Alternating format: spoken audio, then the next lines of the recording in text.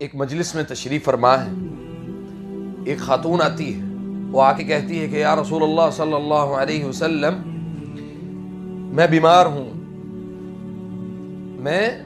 ہوں، میرے لیے دعا کریں کہ اللہ تعالیٰ مجھے شفا دے، میں اس تکلیف میں ہوں۔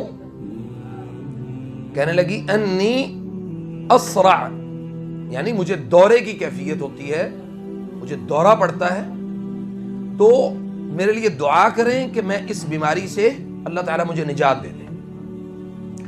نبی صلی اللہ علیہ وسلم نے بڑی خوبصورت دو باتیں کی، اور وہ باتیں آج کے ہر اس شخص کے لیے کافی ہیں جو شخص اپنے آپ کو کسی ابتلا میں اور کسی مصیبت میں دیکھتا ہے۔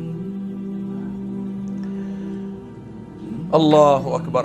نبی صلی اللہ علیہ وسلم نے فرمایا کہ اگر تو صبر کرے، اگر تو اس بیماری پر صبر کرے تو وَلَكَ الْجَنَّةُ، تیرے لیے جنت ہے، اور اگر تو کہے تو میں اللہ سے دعا کرتا ہوں اللہ تجھے اس بیماری سے نجات دے دے۔ نبی صلی اللہ علیہ وسلم نے اس خاتون سے جب یہ کہا تو وہ خاتون کہنے لگی کہ یا رسول اللہ مجھے جنت چاہیے، مجھے جنت چاہیے، اور میں اس جنت کی وجہ سے اس بیماری کے اوپر میں صبر کر لوں۔ سبحان اللہ۔ صحابہ کرام نے دیکھا کہ اس خاتون کو، اس خاتون نے یہ بھی کہا کہ یا رسول اللہ جب میرے لیے اتنی دعا ضرور کر دیں کہ جب مجھے کوئی مسئلہ ہو یا کوئی دورے کی کیفیت ہو تو وہ اس میں اپنے ہوش و حواس میں تو نہیں ہوتی اور میرا پردہ خراب ہو جاتا ہے، یعنی اکتشفت، میں واضح ہو جاتی ہوں، میرا جو جسم ہے وہ نظر آنے لگ جاتا ہے، میرا چہرہ نظر آنے لگ جاتا ہے، میں کیا کروں؟ نبی صلی اللہ علیہ وسلم نے فرمایا میں اللہ سے دعا کرتا ہوں کہ اللہ تیرے پردے کو قائم رکھے۔ اس کے بعد اس عورت کو دورے تو پڑتے رہے، بیمار تو ہوتی رہی، لیکن کبھی بھی اس کے جسم سے یا اس کے چہرے سے کبھی بھی لباس الگ نہیں ہوا۔ اللہ تعالیٰ نے اس عورت کے پردے کو قائم رکھا۔ یہ حدیث معمولی حدیث نہیں، بہت عظیم، بہت ہی تدبر اور فکر کرنے والی حدیث ہے۔ اس میں بہت ساری چیزیں موجود ہیں۔ سب سے بڑی چیز کہ جس شخص سے اللہ محبت کرتا ہے اللہ اس کو ابتلا میں ڈالتا ہے۔ سب سے پہلی چیز، اللہ جس سے محبت کرتا ہے اللہ اس کو ابتلا میں ڈالتا ہے۔ نمبر 2، اللہ جس کو جنت دینا چاہتا ہے اللہ اس کو بھی ابتلا میں ڈالتا ہے۔ یعنی جہنم سے بچنا ہے، جہنم کی سختیوں سے، اس کے عذاب سے بچنا ہے، اللہ اس کو بھی ابتلا میں ڈالتا ہے۔ اور ابتلا صرف یہ جسمانی بیماری کافی نہیں ہے، اور بہت سارے مسائل ہیں، بہت ساری چیزیں ایسی ہیں کہ جس میں آپ کو ان مصیبتوں کا سامنا کرنا پڑتا ہے کہ جس میں آپ بالکل اپنی ذات اور اپنی زندگی کے متعلق خود سے اپنے اوپر کوئی فیصلہ صادر نہیں کر سکتے۔ وہ بھی مصیبتیں ہیں، وہ بھی مسائل ہیں۔ اور اسی طرح تیسرا بڑا اہم نقطہ کہ اگر ہم آج کی بیماریوں کے اوپر صبر کر لیں گے تو اللہ تعالی ہماری ان بیماریوں کی اوپر صبر کرنے کی بدولت اللہ تعالی ہمارے لیے بہترین جو نتیجے ہیں وہ اللہ نے تیار کر رکھے۔ تو آج ہمارے معاشرے میں بہت کم ایسے افراد موجود ہیں جو بیماریوں کے اوپر صبر کرنے والے ہیں۔ آپ یقین کریں کہ ایک خاتون لاہور سے ہیں، ان کو جا کے رقیہ کرنے کا موقع ملا ان کے گھر میں، تو وہ خاتون اپنا ہاتھ بھی نہیں ہلا سکتی تھی، صرف خالی جسم تو بہت دور کی بات ہے، اپنی انگلی کا ایک پور جو ہے 1 انچ یہ نہیں ہلا سکتی تھی۔ تو میں اس کو رقیہ کرنے لگا تو میں نے ان سے پوچھا کیا حال ہے آپ کا؟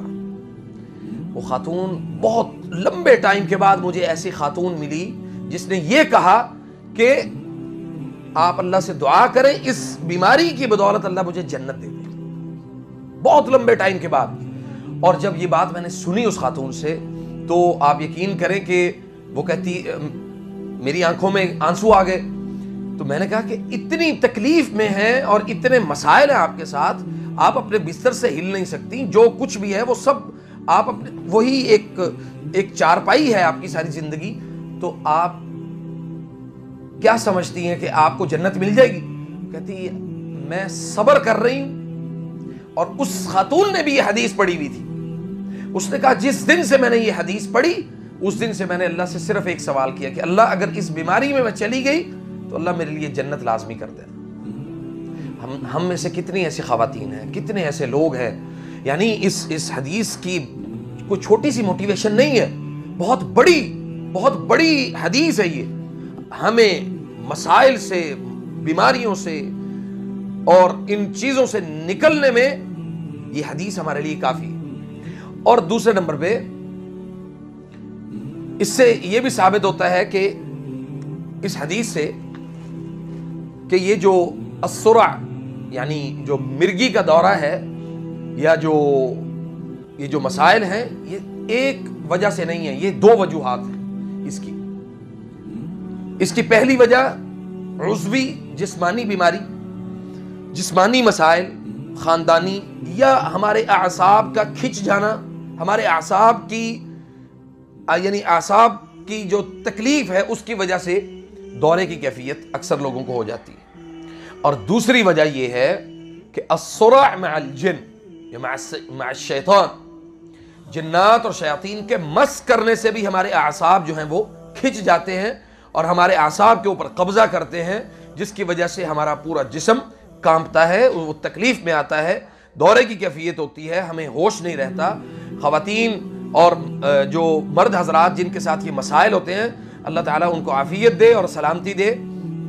سبحان اللہ, آپ یقین کریں کہ جس کے ساتھ یہ پرابلم ہے صرف وہی جانتا ہے, کوئی دوسرا اس بات کا ادراک بھی نہیں کر سکتا کہ اس کی جسم کے ساتھ کیا بیتتی ہے.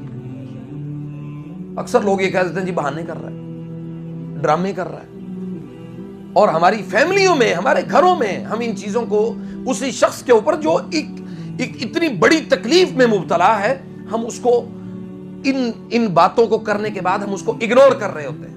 بھائی تڑپ رہا ہے تڑپنے دو, مرتا ہے مرنے دو, ہماری جان کیوں نہیں چھوڑ رہا, اتنا عرصہ ہو گیا, اتنی تکلیف میں ہے.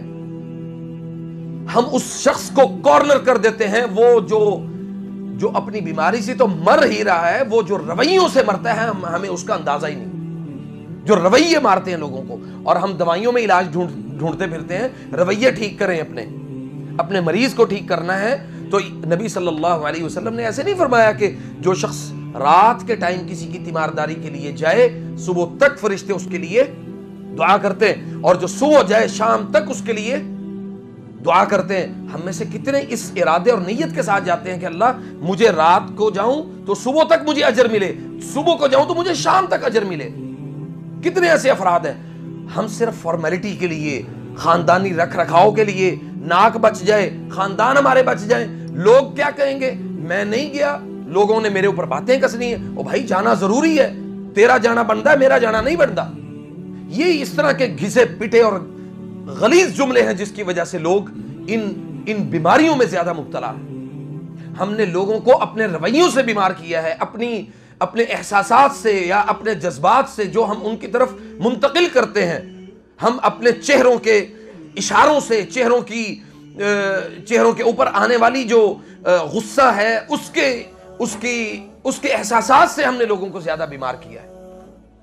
تو ان چیزوں کو اللہ کے لیے اپنی زندگیوں سے دور کریں اور اپنے آپ کو نارمل زندگی گزارنے کے لیے, اپنی ذات سے لوگوں کو فوائد دینے کے لیے ایسے کام کریں کہ جس کی وجہ سے اللہ تعالیٰ آپ سے راضی ہو جائے, آپ کی زندگی سے راضی ہو جائے. یا رب لک الحمد. تو اللہ سے دعا کیا کریں کہ اللہ تعالیٰ ہمیں ہمیشہ صحیح معنوں میں اسلام کو سمجھنے کی توفیق دے. جو دعوت کا کام ہے آپ کے ذمے ہے, میرے ذمے ہے, وہ تھوڑا ہے, وہ زیادہ ہے. بلغوا عنی ولو آیہ کی نسبت کہ ایک آیت بھی آپ تک پہنچے تو اس کو آگے لوگوں تک ضرور پہنچائیں, اس کو روک کے نہ رکھیں. اللہ سے یہ دعا کیا کریں کہ اللہ تعالیٰ ہم سے آخری دم تک اپنے دین کا کام لے. فجزاکم اللہ خیر. السلام علیکم ورحمۃ اللہ وبرکاتہ. اگر کسی نے کوئی تعویذ، کوئی کڑا، کوئی چھلا پہن رکھا ہے تو اس کو اتار کے مجھے دے دیں گے، اور انشاءاللہ دونوں ہاتھ گھٹنوں پہ رکھیں، آنکھیں بند کر لیں، توجہ سے تلاوت کی طرف آپ کی توجہ رہنی چاہیے تاکہ آپ صحیح معنوں میں قرآن کریم کو سن سکیں انشاءاللہ۔